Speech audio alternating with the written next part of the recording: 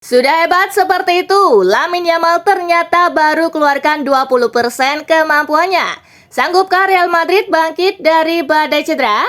Mbappe stres berat di Madrid. Amorim datang, Van Nistelrooy resmi tinggalkan MU. Amorim tinggal lanjut gairah yang sudah dinyalakan Van Nistelrooy. Yuk langsung saja kita simak berita menarik dan terupdate dari Kakak Spasi tentunya. Check it out!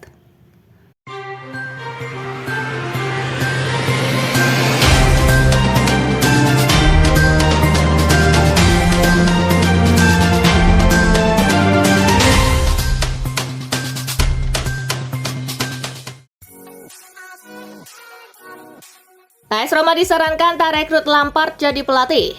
Menukil Football Italia, The Fredkin Group akan mengandalkan perusahaan eksternal CAA Bass untuk mencari pelatih baru. Beberapa kandidat yang masuk daftar incaran termasuk Frank Lampard dan Edin Terzic. Masuknya nama Lampard dalam daftar calon pelatih AS Roma disorot ex-kiper Lazio, Luca Marsegiani. Pria yang kini jadi pundit di Italia itu menilai Lampard bukan sosok yang tepat karena track rekornya yang buruk di Inggris.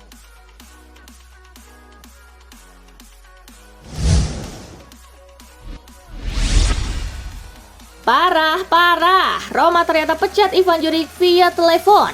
Roma kembali dapat hasil negatif usai dipermalukan Bolonya di kandang sendiri. Tak sampai 1 jam setelah pertandingan melawan Bolonya selesai, Roma mengumumkan pemecatan Juric. Dalam pernyataannya, Roma menyebut pencarian pelatih baru sudah dimulai. Surat kabar Il Tempo mengungkap bagaimana Juric dipecat. Pelatih berusia 49 tahun itu dipecat lewat telepon. Il Tempo mengklaim bahwa Juric saat itu sedang menuju ruang ganti setelah kekalahan melawan Bolonya. Sebelum ia sampai di ruang ganti, teleponnya berdering dan Presiden Roma secara singkat memberitahu tentang pemecatannya.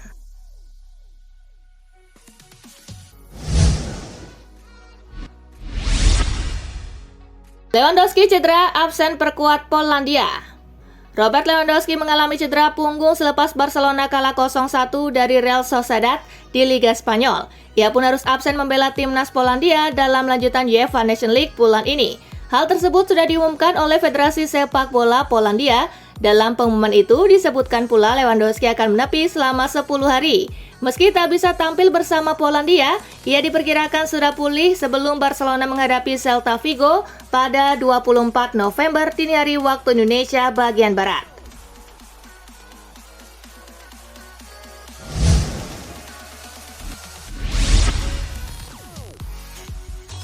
Bikin geleng-geleng ayah Lamine Yamal yakin anaknya bakal borong Ballon d'Or. Dunia baru menyaksikan 20% kemampuan Lamine Yamal. Setidaknya begitu kata sang ayah, Mounir Nazraoui, yang baru saja menyaksikan putranya menyabet trofi Copa dan finish ke-8 di Ballon d'Or 2024. Sebuah pencapaian yang luar biasa untuk seorang bocah 17 tahun. Nazraoui pun merasa tak lama lagi Yamal akan menggondol si bola emas. Dalam sebuah wawancara bersama France Football, Nazraoui juga berkata bahwa ia merasa Yamal bukan seorang winger dan akan lebih efektif jika dimainkan di posisi nomor 10. Menurutnya, bermain di belakang striker akan memaksimalkan kemampuan putranya yang setara Zinedine Zidane.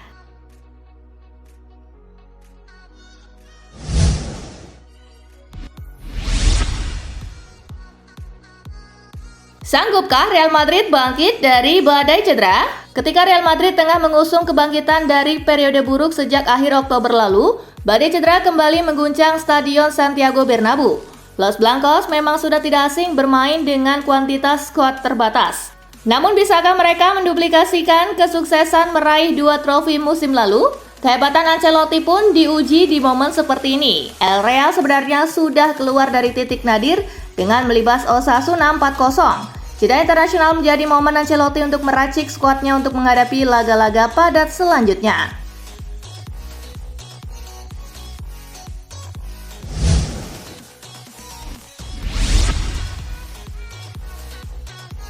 Indonesia versus Jepang, Yuto Nagatomo sebut tim Garuda bakal menyulitkan. Indonesia versus Jepang akan tersaji di laga kelima grup C babak ketiga kualifikasi Piala Dunia 2026 zona Asia. Bek Jepang, Yuto Nagatomo tak mau menganggap remeh laga melawan timnas Indonesia. Pemain berusia 38 tahun itu menyebut bahwa timnas Indonesia dalam posisi yang tengah berkembang. Ia memprediksi laga Jumat besok bakal sulit. Tak hanya memuji skuad lawan, pemain Tokyo FC itu juga mengapresiasi antusiasme masyarakat Indonesia yang tak sabar menyaksikan laga tersebut.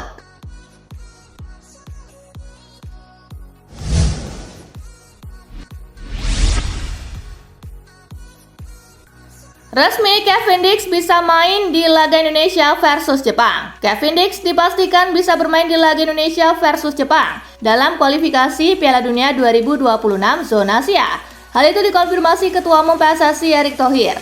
Erick Thohir berharap kehadiran Kevin Dix mampu membuat lini pertahanan Indonesia jadi lebih tangguh. Terlebih, lawan yang dihadapi nanti adalah Jepang, tim dengan peringkat FIFA tertinggi di Asia.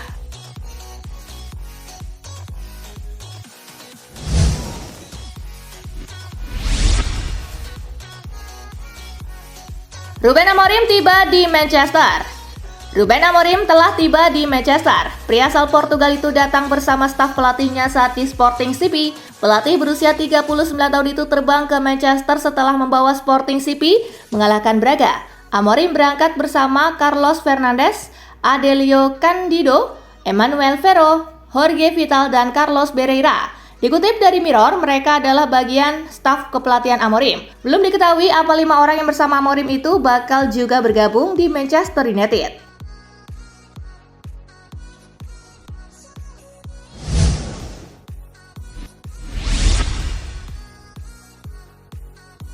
Amorim datang, Van Nistelrooy resmi tinggalkan MU.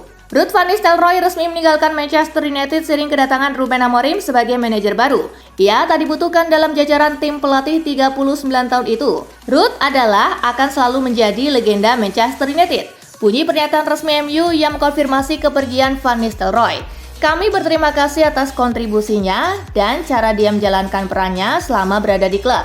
Dia akan selalu diterima di Old Trafford. MU melanjutkan. Selain Van Nistelrooy, ada Reinhard, Jelle ten Rouwelaar, dan Pieter Morel yang juga cabut dari Old Trafford.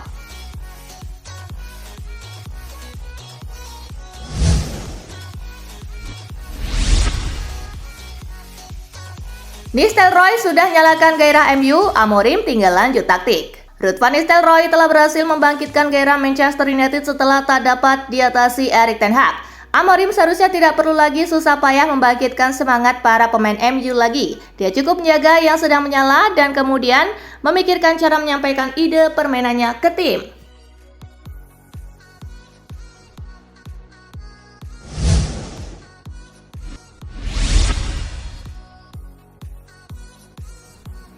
Ruben Amorim segera temui Ruud van Nistelrooy.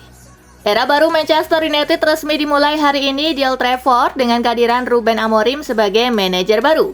Kedatangan Amorim beserta seluruh stafnya menimbulkan spekulasi tentang masa depan Ruud van Nistelrooy di MU.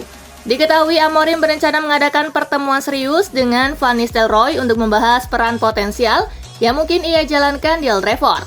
Seorang legenda klub, dia melakukan pekerjaan yang hebat, saya harus bicara dengannya besok.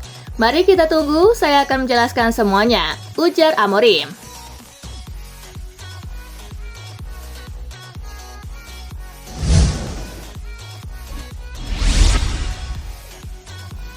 Tunggu saja, Darwin Núñez akan cetak banyak gol. Darwin Núñez kembali menunjukkan kelasnya dengan mencetak gol pembuka dalam kemenangan penting Liverpool atas Aston Villa di Anfield akhir pekan lalu. Gol tersebut menjadi bukti nyata bahwa sang striker Uruguay itu tengah bangkit dari keterpurukan dan siap untuk menjadi mesin gol bagi The Reds. Bek tengah Liverpool Ibrahima Konate yakin bahwa gol Núñez melawan Aston Villa akan menjadi titik balik bagi sang striker. Núñez menunjukkan banyak potensi dan beberapa kali menampilkan momen-momen gemilang.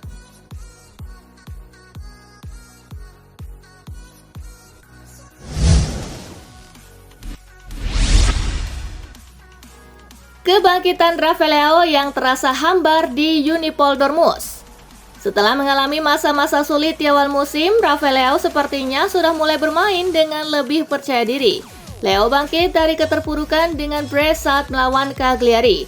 Namun penampilannya yang menawan tidak cukup antar AC Milan meraih 3 poin. Penampilannya di Unipol Dortmund hampir sempurna. Sayang baginya, hasil akhir adalah 3-3, Tetapi jika Fonseca berhasil memperbaiki masalah pertahanan dan Leo melanjutkan tren ini, maka Milan akan menjadi lawan yang sangat berbahaya untuk dihadapi tim manapun.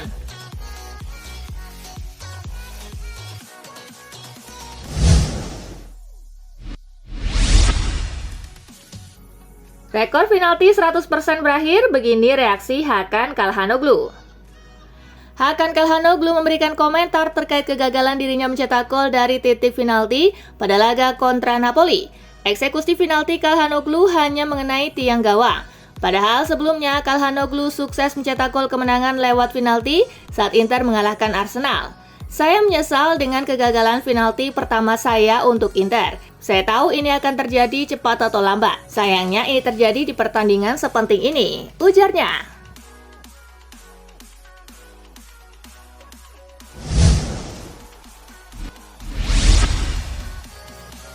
Bayern Munich tertarik amankan wonderkid baru Amerika Serikat. Bayern Munich dilaporkan tertarik mengamankan wonderkid Amerika Serikat Bajung Darboe. Winger 18 tahun itu sejak musim lalu tengah mentas bersama salah satu franchise MLS, Los Angeles FC. Menurut laporan Imia San Mia, transfer pertama antara kedua klub dilaporkan bakal segera terjadi. Bayern dan LAFC disebut sudah sepakat untuk transfer Bajung Darboe pada Januari. Sebagai kompensasi, Die Roten akan membayar 1,5 juta euro dan sang pemain akan terbang ke Jerman pada Januari mendatang.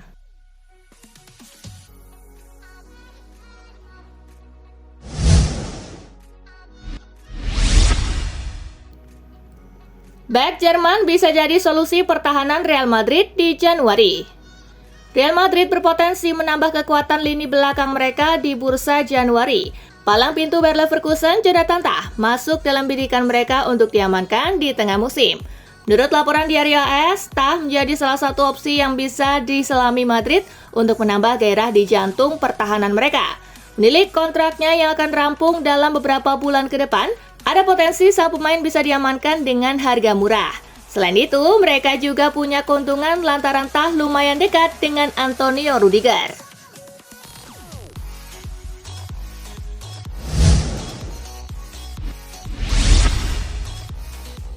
Kylian Mbappe stres berat di Real Madrid. Hijrah ke Real Madrid adalah impian Kylian Mbappe sejak lama, tetapi awal karirnya di Santiago Bernabeu berlangsung di luar ekspektasi. Ia lagi-lagi gagal masuk papan skor ketika Los Blancos membantai Osasuna 4-0, sehingga kini sudah sah 4 laga tanpa mencetak gol. Marca mengklaim bahwa Mbappe kewalahan dan stres gara-gara kemandulannya di depan gawang. Dia baru mencetak sebiji gol sejak September dan rasa frustasi tersebut mulai nampak di bahasa tubuhnya.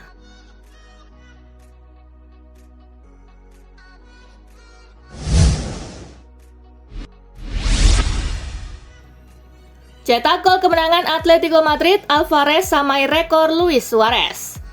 Striker internasional Argentina Julian Alvarez menjadi pahlawan kemenangan Atletico Madrid atas tuan rumah Real Mallorca dengan skor 1-0. Golnya tersebut membawanya menyamai rekor Luis Suarez di Metropolitano.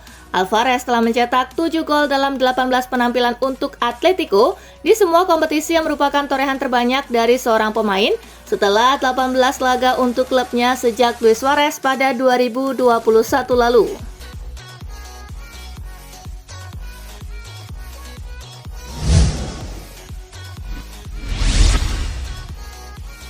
Pembelaan wasit terkait kontroversi VAR Lewandowski. Barcelona tersungkur di markas Real Sociedad. Dalam laga ini, Barcelona sebenarnya sempat membuka skor melalui striker Robert Lewandowski, akan tetapi gol itu dianulir karena dia dianggap offside. Hal ini menjadi kontroversi. Pasalnya dalam tangkapan layar VAR, Lewandowski cuma offside seujung kuku. Setelah peluit panjang pun, wasit membela keputusan tersebut dengan mengatakan bahwa tinjauan VAR sudah mengkonfirmasi offside dan tidak ada alasan untuk meragukannya.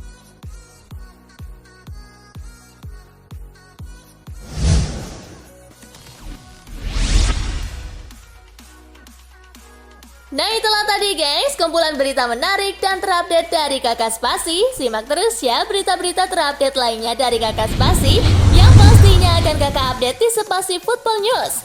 Tapi jangan ditinggalin ya channel Spasinya, karena Kakak akan update juga tentang fakta-fakta menarik seputar sepak bola dunia. Dan jangan lupa untuk terus di like, comment, share, dan juga subscribe ya. See you, gengs!